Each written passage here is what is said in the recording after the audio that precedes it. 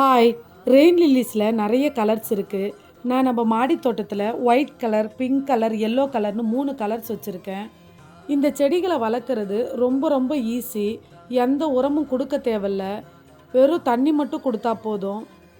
மழைக்காலத்தில் அழகழகாக பூக்கள் பூத்து தோட்டத்தையே கலர்ஃபுல்லாக அழகாக்கிறோம். இந்த செடிகளை பல்ப் மூலமாக வளர்க்கலாம், விதைகள் மூலமாக வளர்க்கலாம்.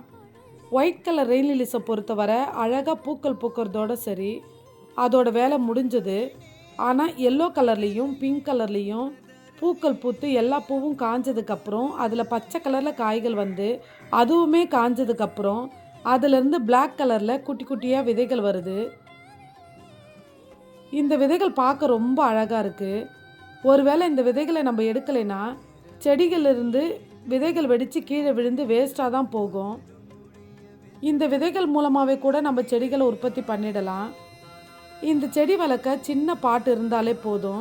அதில் மண் நிரப்பி விதைகளை தூவி விட்டுட்டு ஒரு நாள் விட்டு ஒரு நாள் தண்ணி விட்டுட்டு வந்தோம்னா 10-12 நாளில் செடி முளைச்சி வந்துடும்.